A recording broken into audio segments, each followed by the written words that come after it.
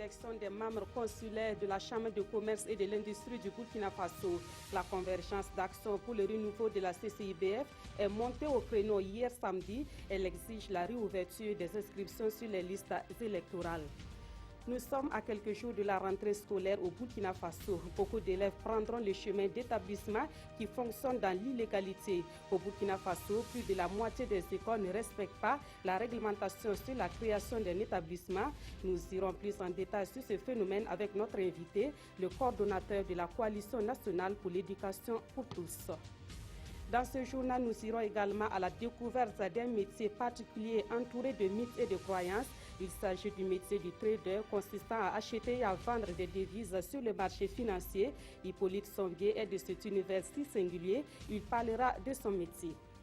Actualité à l'étranger, les États-Unis ont commémoré ce dimanche le 15e anniversaire des attentats du 11 septembre 2001. Ces attentats avaient fait près de 3000 morts. Une minute de silence a été observée en hommage aux victimes. Bonsoir, merci de suivre ce 20h de la RTB. La polémique est loin de s'estomper dans le processus de l'élection à la Chambre de commerce et de l'industrie du Burkina Faso. Cette fois, c'est la convergence d'action pour le renouveau de la CCIBF qui donne sa position sur l'organisation de cette élection. Au cours d'une conférence publique organisée hier samedi, elle a exigé la réouverture des inscriptions sur les listes électorales. Plus de précisions avec Maxime Zongo.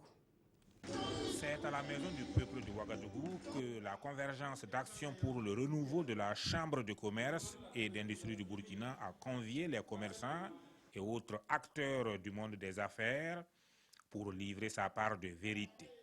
Pour ces premiers responsables, il n'est pas question d'aller aux élections consulaires dans ces conditions, car, estiment-ils, le processus ne répond pas à leurs aspirations.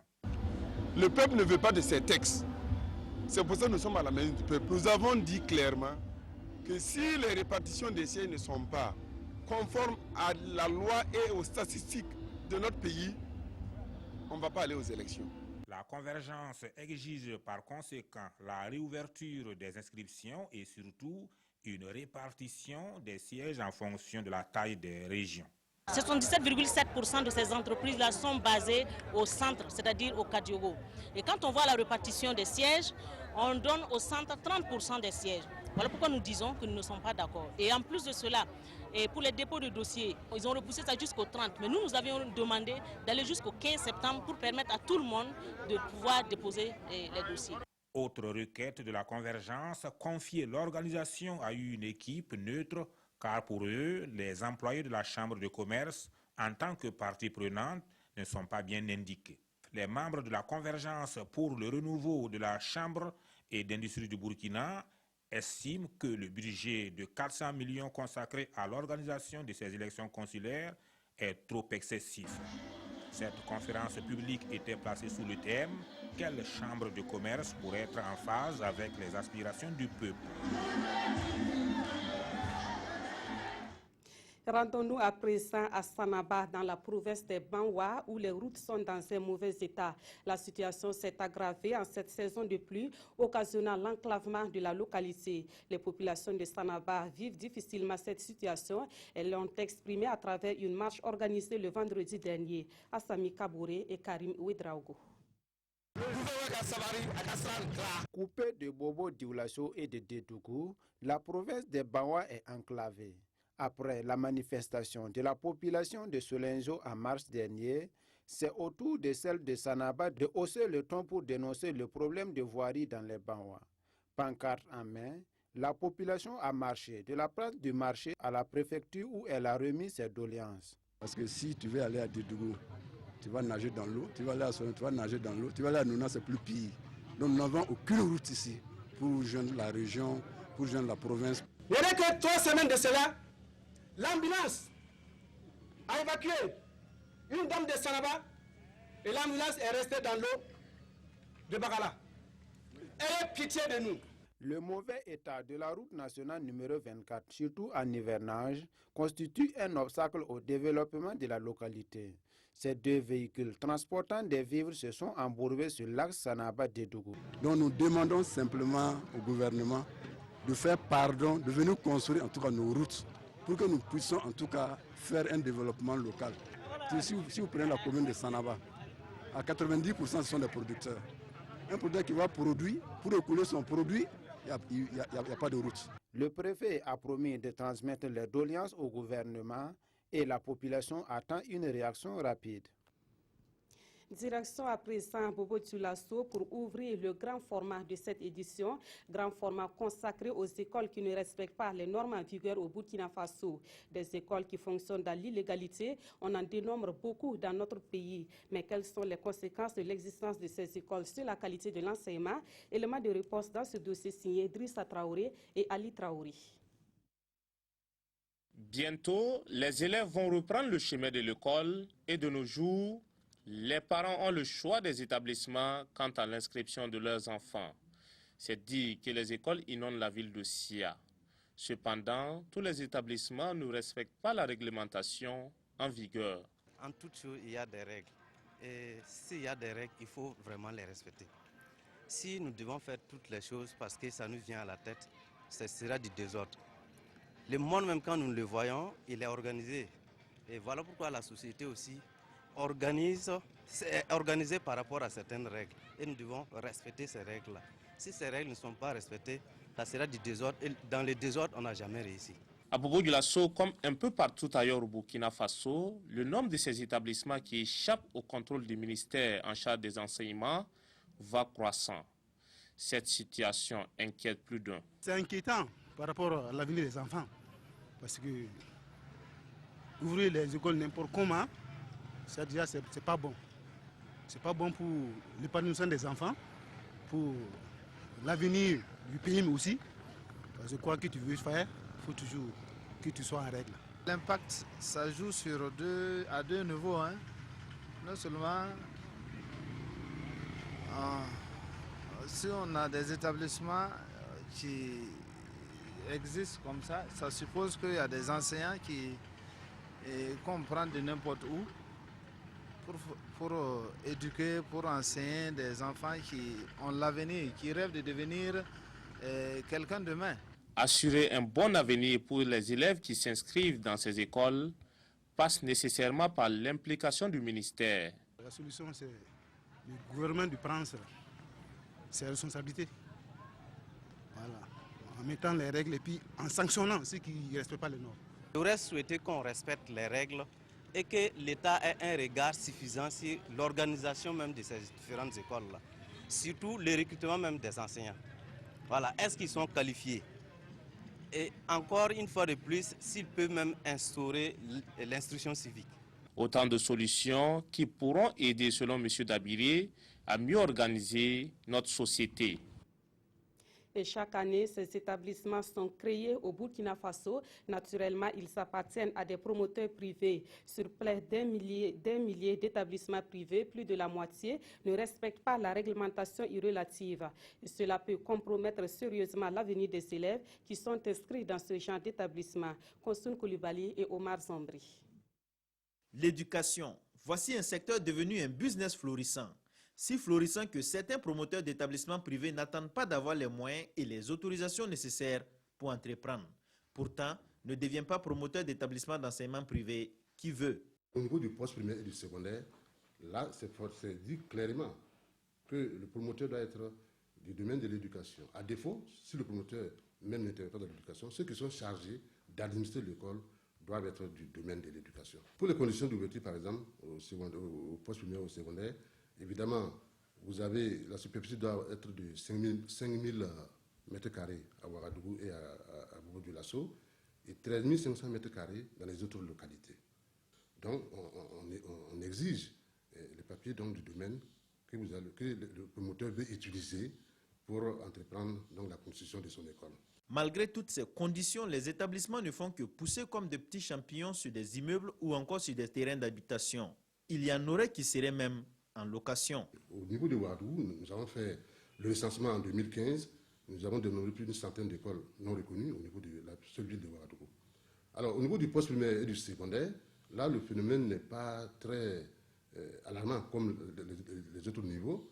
Nous avons environ 125 écoles non reconnues. Bien sûr, le chiffre était plus élevé que ça, mais en 2015, il y a eu une opération fermetures systématiques des écoles non reconnues au niveau du poste primaire et du secondaire. Beaucoup de parents d'élèves ne cherchent pas à vérifier la conformité ou non des établissements dans lesquels ils envoient leurs enfants.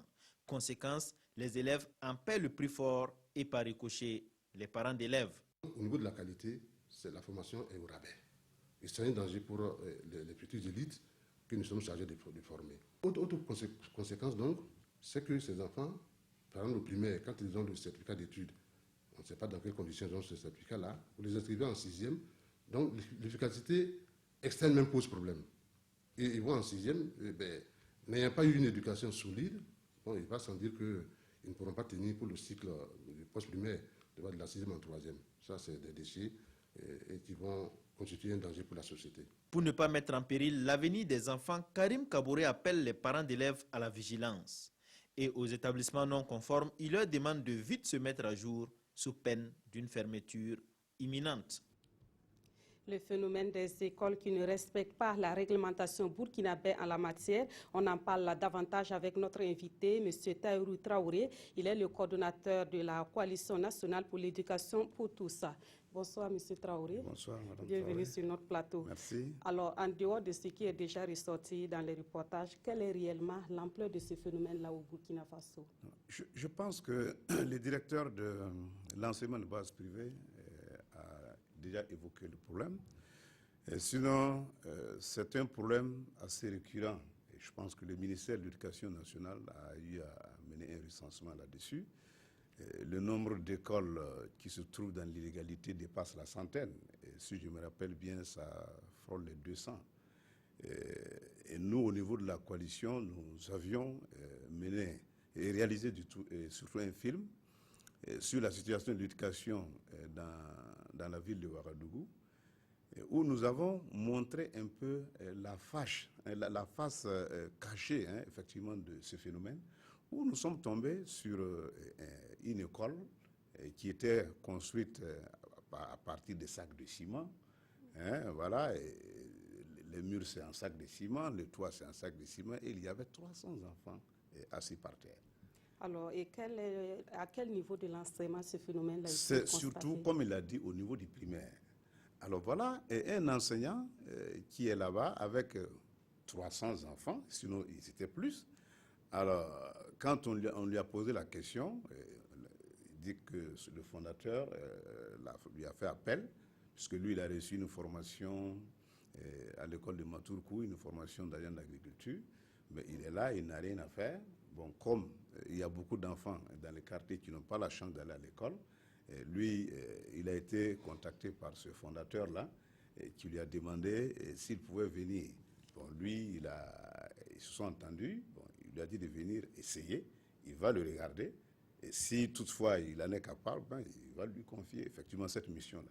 Et c'est ce qu'il a fait, qu'en 2 jours, 3 jours, le fondateur dit non, qu'il est bon, il est compétent et il peut enseigner.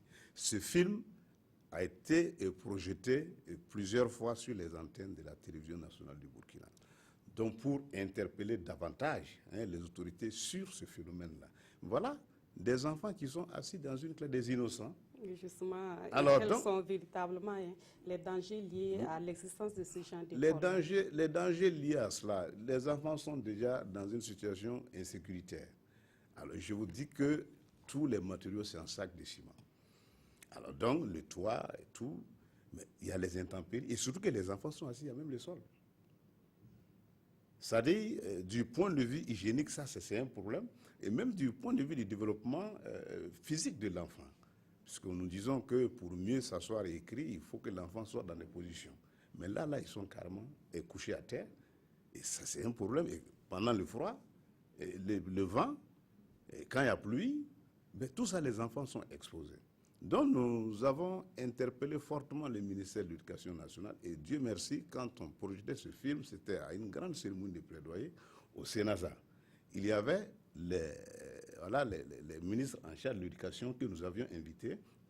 Il y avait les représentants de l'Assemblée nationale, les partenaires techniques et financiers. Là, c'est pour que les gens viennent voir la réalité effectivement du système éducatif dans la ville de Ouagadougou. Et ça, c'est un problème qu'on retrouve un peu partout. Nous avons vu dans un quartier où il y avait 3 mini-villages jumelés. Alors, dans les garages de ces mini-villas, dont servaient des salles de classe donc pour les enfants. Et ce sont des écoles qui existent et au vu et au su de tout le monde, et personne ne dit rien. Justement, ces établissements, comme vous l'avez dit, existent au vu et au su de tout le monde. On a l'impression que l'État ne fait rien face à cette situation. Est-ce que vous avez eu connaissance quand même de ce que l'État aurait fait donc, pour faire face à ce phénomène-là? C'est ce que je disais. Il y a une enquête d'abord qui a été réalisée. Et la suite logique de cette enquête, effectivement, c'était quand même de pouvoir projeter des constructions d'écoles ou bien de salles de classe dans la ville de Ouagadougou, donc pour permettre à tous ces enfants d'avoir accès à l'éducation. Puisque le droit à l'éducation, c'est un droit fondamental reconnu par tous, et notre pays s'y est engagé depuis la conférence sur l'éducation pour tous à Dakar en 2000, et il s'est réengagé encore en 2015 à Incheon. Là-dessus, je pense qu'il n'y a pas véritablement à discuter. La responsabilité revient à l'État. Donc il faut tout faire pour que les enfants disposent de salles de classe, disposent d'écoles en nombre suffisant, donc pour que ces enfants puissent avoir la chance de bénéficier d'une éducation de qualité comme tous les autres enfants. Est-ce qu'il ne faudrait pas aussi passer par la répression? Oui, mais la répression, monsieur le directeur a dit tout de suite, ils ont fermé. Mais est-ce qu'après ils sont retournés pour aller voir ce qui se passe? Dans notre problème, c'est ça. Dans notre pays, c'est ça le problème. C'est-à-dire, il y a un problème de suivi. On peut décider de faire quelque chose. Aujourd'hui, tout le monde applaudit la mesure. Mais une semaine, 2 semaines après, si vous repartez, c'est comme si rien n'avait été fait. Alors, ces écoles continuent d'exister. Et comme il a dit, ils arrivent même à nouer des partenariats avec d'autres écoles qui les utilisent pour faire passer leurs enfants aux examens. À l'examen du CP, par exemple, au concours d'entrée en 6e.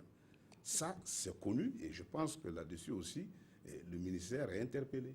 Et vous, au niveau de la Coalition nationale pour l'éducation pour tous, qu'est-ce que vous faites concrètement pour combattre ce phénomène-là? Alors, donc, nous faisons le plaidoyer. Alors, le plaidoyer, c'est sur la base des preuves. Et quand nous voyons effectivement des choses qui ne vont pas, nous les documentons, nous rencontrons les autorités, nous échangeons avec elles pour qu'elles comprennent effectivement l'enjeu du problème.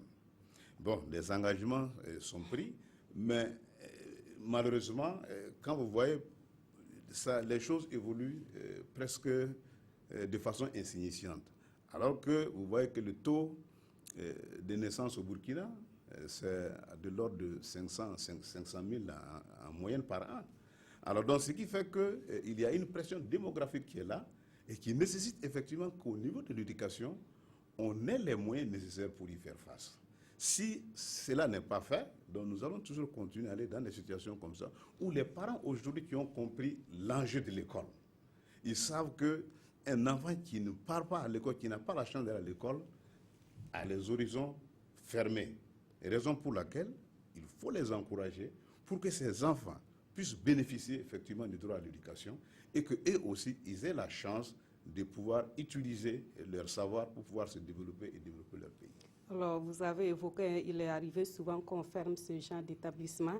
Au cas où cela arrive, que deviennent les enfants qui fréquentent cette école?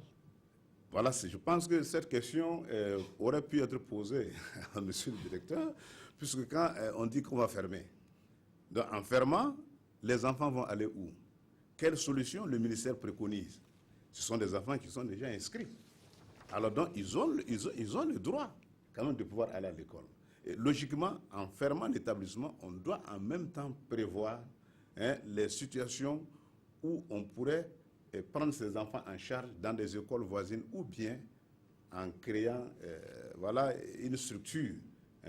On a souvent vu des tentes qu'on a dressées par-ci, par-là, donc pour essayer de récupérer les enfants en attendant d'avoir les infrastructures nécessaires donc pour pouvoir corriger la situation. Alors, au niveau des parents d'élèves, comment peut-on s'assurer qu'un établissement respecte la réglementation avant d'y aller pour inscrire son enfant? Normalement, on devrait avoir la liste des établissements qui sont reconnus et de celles qui ne sont pas reconnus. Alors, donc, si cela n'est pas fait, un parent d'élève... Qui doit le faire? Et c'est le ministère de l'Éducation qui doit le faire. Donc, ils doivent publier normalement avant la rentrée. Ça peut se faire au mois de juillet, août, pour que les parents d'élèves sachent que voici les écoles à travers lesquelles on peut inscrire son enfant Et voici les écoles également où on ne peut pas inscrire son enfant. Mais si ce n'est pas fait, vous voyez, les classes sont surchargées. Donc les parents courent derrière les écoles publiques. Ils arrivent, il n'y a plus de place. Bon, l'enfant est là sous la main. Il faut qu'il aille à l'école. Mais quand il se retourne, il voit une école à côté. Bon, pour l'essentiel, c'est de pouvoir caser l'enfant. Alors, dans les reportages, ils ont parlé de la qualité. La qualité de alors, donc, ce sont des établissements qui n'emploient pas de maîtres qualifiés.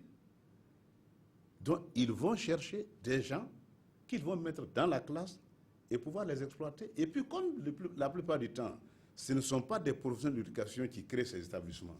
Donc, ce qu'ils recherchent, c'est l'argent, c'est le profit. En ce moment, qui est en partie?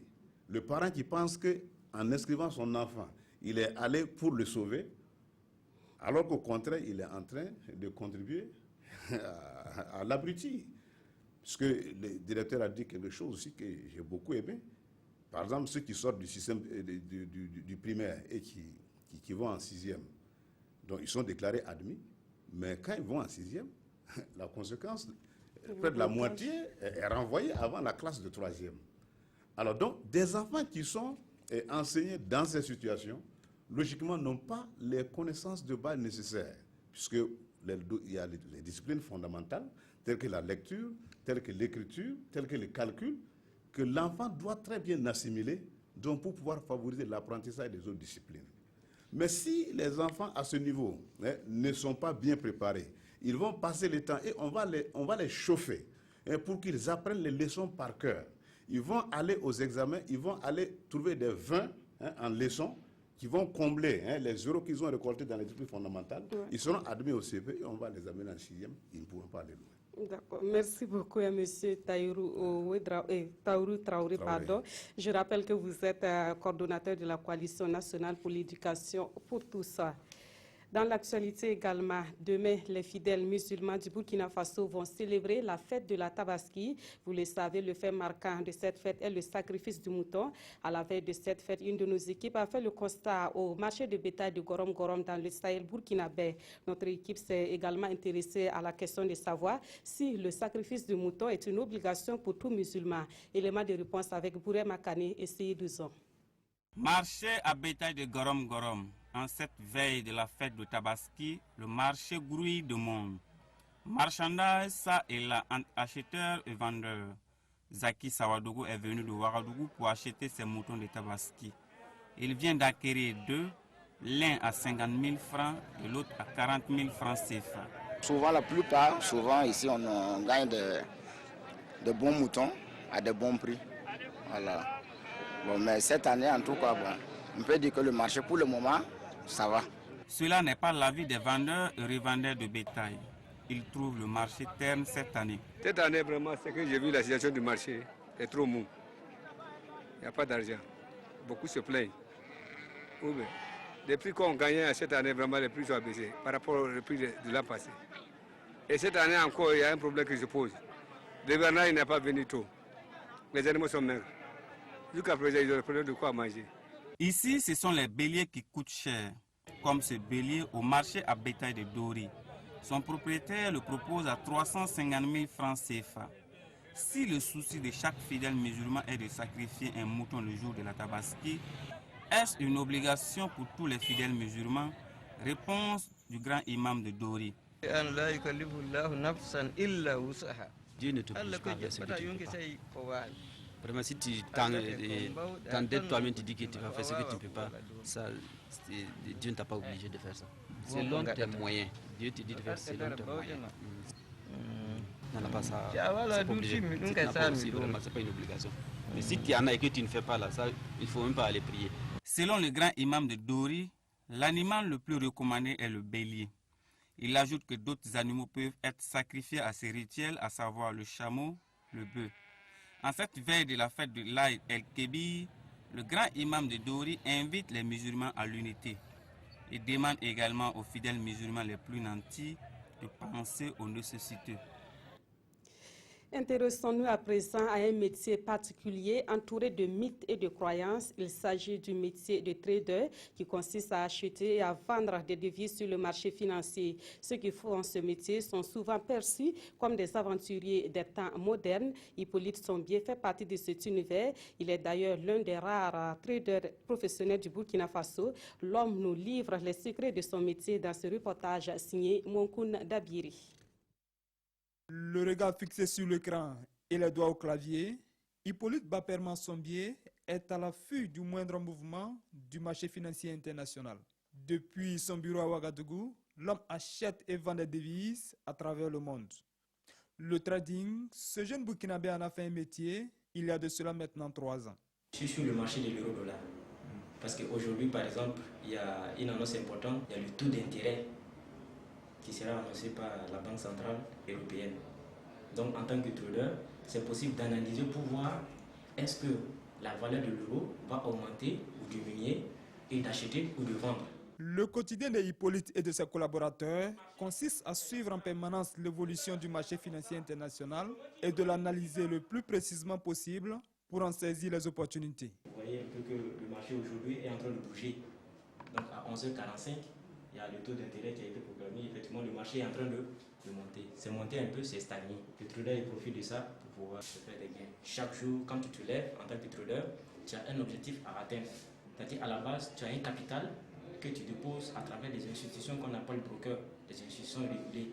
Donc à travers ta carte magnétique ou bien tu fais un virement bancaire, tu déposes l'argent et tu trades. Le métier fait rêver. Mais attention, exercer la profession de trader, ça ne s'improvise pas. L'exercice exige une formation pointue et le trader doit s'adapter au rythme des bourses du monde entier. Mais tout n'est pas d'avoir une intelligence financière. Il faut aussi de la rigueur et de la discipline. La discipline, ça veut dire quoi? Supposons aujourd'hui que vous, dans votre compte, vous avez décidé de mettre 1 million de francs CFA. Ok? Ce que nous allons vous suggérer, c'est de gagner peut-être 25 000 francs CFA sur ces 1 million chaque jour. Quand vous gagnez 25 000 qui correspond autour de $50, chaque jour vous sortez. Mais le débutant, lui, c'est difficile pour lui de faire cela. Parce que, imaginez un peu le marché de forêt, c'est comme si c'est un océan infini d'argent. Il y a beaucoup d'argent qui est là. Donc, tu as la possibilité d'aller et puis prendre ce que tu veux.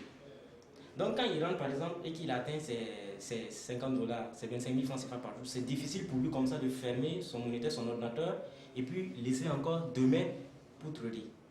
Il veut faire de l'over-trading, c'est-à-dire une surdose de trading. Et la surdose de trading pour les débutants, c'est pas bon. Cette opportunité, Hippolyte Sombier et ses camarades ne comptent pas en profiter seuls. À travers la Kama Forex Academy, les traders ont donc décidé de mettre leur expérience au profit des jeunes burkinabés. J'ai juste essayé avec $7 que j'ai mis dans mon compte réel, que j'ai commencé à trader. Le compte que j'ai mis, il ne manque que $7, je suis à $32. Je suis sûr qu'avec l'appui et l'accompagnement de ces coachs, seront aussi des grands traders comme on le voit en Europe et aux États-Unis. Le trading est très peu connu au Burkina. Le domaine est pourtant porteur, nous confie Hippolyte Sombier. Une opportunité que le trader professionnel invite la jeunesse burkinabé à saisir. Car, insiste-t-il, la richesse est à portée de main. Il suffit d'y croire. Autre point de l'actualité, on évoque à présent les nouvelles de la campagne agricole. Le gouverneur de la région du centre a fait le tour de quelques champs dans les communes de Pabré, Koubri et Saba. Il a dit sa satisfaction quant à l'évolution de la campagne agricole dans la région. On fait le constat avec Adama Guiti et Ismaël Diloma Sirima. De ce champ de 36 hectares situé dans la commune de Pabré, le propriétaire attend un bénéfice net de 42 millions de francs CFA. Spécialisé dans la production sémencière, il a utilisé pour ce champ plus de 70 tonnes de fumure organique. Les visiteurs du jour ont également pu observer un champ-école dans la commune de Saba. Ils ont pu toucher du doigt les résultats de l'utilisation des techniques modernes pour la culture de sésame, des arachides, ainsi que du niébé. Dans la région du centre, nous attendons plus de 82 000 tonnes de céréales, plus de 22 000 tonnes des autres cultures vivrières et même pour la production maraîchère, nous attendons plus de 200 000 tonnes. Après Pabré et Saba, Le gouverneur de la région du centre s'est rendu dans une rizière à 5 km de Koubri. Sur ce site de 30 hectares, 105 tonnes de riz sont attendues à la fin de la saison. Nous repartons satisfaits parce que ce que nous avons vu nous a émerveillés. Et je crois que l'espoir est permis qu'à la fin de cette saison, la région du centre, à l'image des autres régions, vont apporter sa part contributive dans la sécurité alimentaire de notre pays. Une campagne prometteuse selon le gouverneur et les techniciens de l'agriculture. Seulement, il y a des champs qui n'auront presque rien à récolter cette année. Et le gouverneur de la région du Plateau central s'est livré au même exercice. Le mardi dernier, il a visité quelques exploitations agricoles de sa région. La campagne agricole dans cette région est prometteuse puisque les champs visités présentent une bonne physionomie. Mais les producteurs disent être confrontés à des difficultés. Des précisions avec Mathias Drabo et Bouma Ernest Nebi. Le gouverneur du Plateau central prend le pouls de la campagne agricole dans sa région. Nous sommes ici dans un champ d'arachide et de niébé d'une superficie totale de 5 hectares à Goudrin, un village de la commune de Lumbila. Les plants sont au stade de floraison et de formation de gosses. Le producteur Soromouni attend une production totale de 6 tonnes à la fin des récoltes. Je peux faire beaucoup de bénéfices. Je peux gagner au moins 3 millions.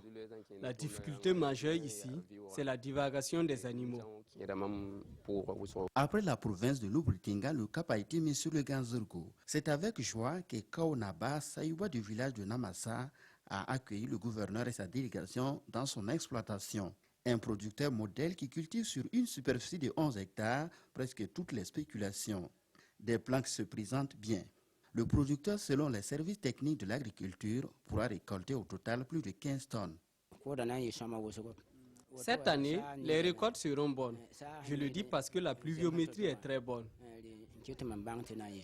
À Salgo, toujours dans le Ganzurgo, c'est un bas-fond aménagé de riz d'une superficie de 32 hectares qui a été visité par le gouverneur. Exploité par le groupement Nongtaba, le bas-fond force l'admiration. Nous avons bien utilisé les paquets technologiques et nous pensons que nous allons récolter beaucoup de riz. La plaine est bien aménagée, le riz a un très bon stade par rapport aux différents critères que nous apprécions pour un bon groupement. En tout cas, ils ont travaillé à leur meilleur niveau. Après sa visite, le gouverneur a pu noter les difficultés des exploitants du bas-fond au cours des échanges organisés à l'occasion.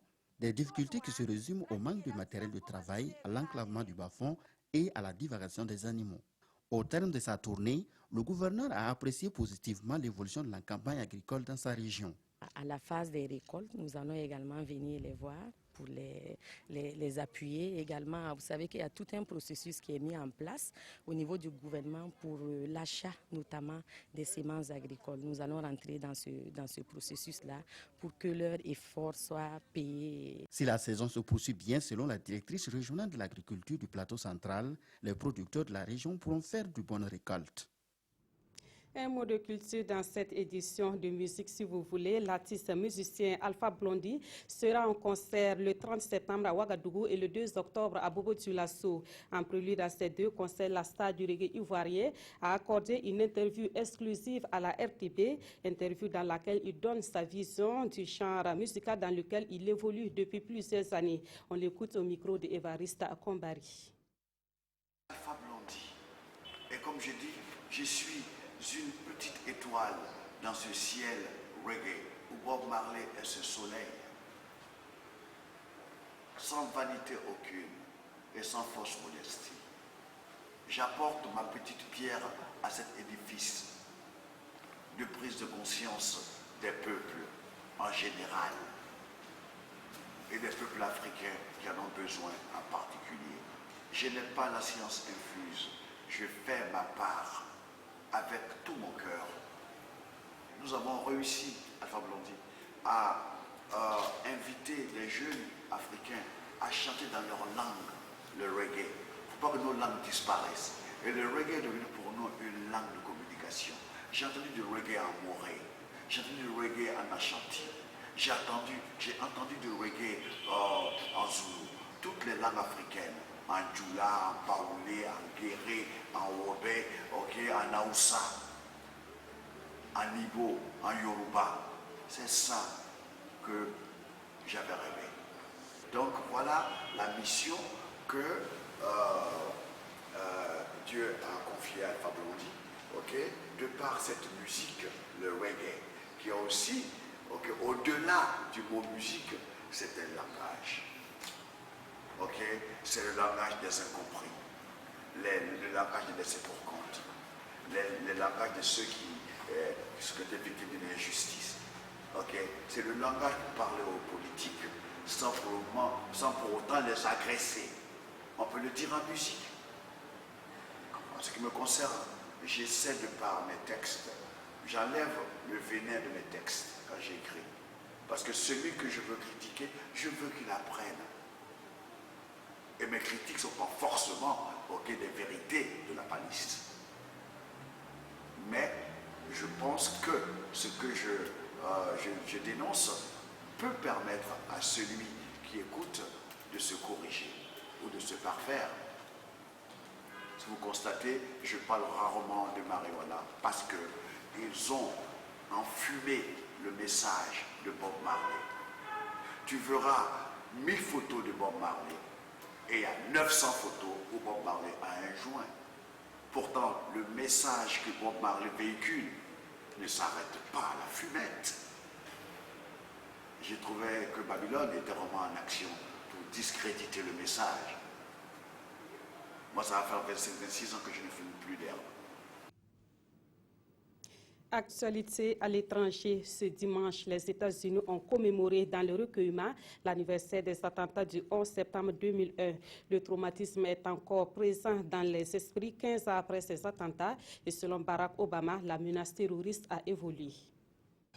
L'Amérique s'apprête à commémorer ce dimanche les attentats les plus meurtriers jamais commis jusqu'à aujourd'hui dans le monde.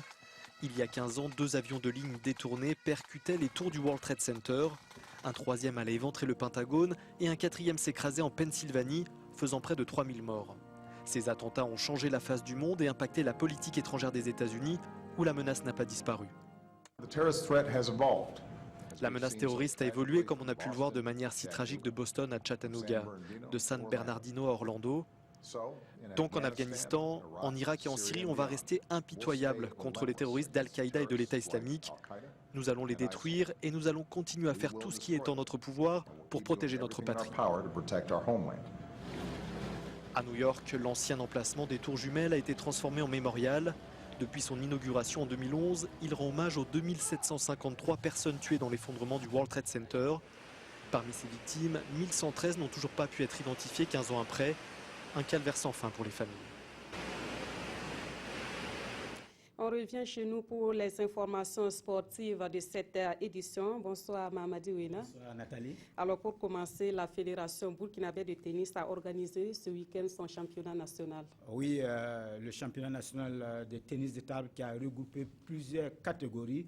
Et c'est en présence, alors que nous allons voir les images, de l'ambassadeur des États-Unis et de 2 membres du gouvernement, et ministre de la Femme, la promotion de la femme et le ministre de l'Habitat, que les compétiteurs venus de Ouagadougou, Koudougou et Bobo se sont disputés ces finales dans les catégories minimes, cadettes, juniors et seniors. C'est d'ailleurs l'ambassadeur Tilinabo Mouchengue et leurs hommes qui ont donné le coup d'envoi. Et alors que nous voyons ici le match de la catégorie junior, là où l'AL Ouedraogo a battu Noureddin Nakoulma par 7-0. Et au niveau des seniors, c'est Sibri Niampa qui a pris le dessus sur Augustin Yamouero par 7-0 également. Sibri Niampa que nous voyons en image. Et c'est ce qui s'est passé hier au stade du Katou. Et les autres championnats organisés hier et aujourd'hui concernent le judo et le tennis de table. Voilà, le judo qui est d'ailleurs le seul sport burkinabé qui a pu se qualifier sur le terrain pour Rio. Malheureusement, on n'est pas allé très loin. Et il y avait plusieurs combats et ces combats ont permis aux tireurs, c'est-à-dire aux judokas venus de Ouaga, Bobo et des autres contrées du pays, de se jauger sur le dojo de l'ISDH, l'ex-INGF, Et par exemple, en dames, chez les plus de 63 kilos, c'est Agiratou Kabore de Ouagadougou qui a pris le dessus sur Marina Nama de Ouaga également. Il y a aussi un exemple de combat, par exemple, au niveau des hommes. Chez les plus de 81 kilos, la victoire de Nestor Palm, qui est de Ouaga, sur Cheikh Omar Dera de Ouaga également. Alors, Mamadi Ouena, il y a une triste nouvelle qui est tombée ce soir. Il s'agit du décès de Ben Idriss Dermé en France pendant un match. Oui, avant d'arriver, excusez-moi, sur Ben Idriss Dermé, il y a aussi le tennis de table dont on n'a pas donné. Oui, c'est une Tabsaba médaillée d'argent à Abidjan, qui est le champion junior du championnat national de tennis de table qui a eu lieu cet après-midi. Et pour revenir à cette nouvelle triste, le joueur burkinabé Ben Idriss Dermé, dont nous voyons les images, qui s'est effondré pendant un match. C'est le tour préliminaire de la Coupe de France qui opposait son équipe, l'association de la jeunesse Biglia, à une équipe de Fouriani, c'est en Corse. Malgré l'intervention des médecins, ce joueur de 34 ans qui a fait le beau jour de l'EFO, de l'USO, et qui a joué quelques matchs avec les étalons, n'a pas pu être réanimé. Voilà, on va dire paix à l'âme du disparu, beaucoup de courage à sa famille. Voilà, on s'arrête là pour ce journal. Merci de l'avoir suivi. Bonne fête de Tabaski à tous les musulmans.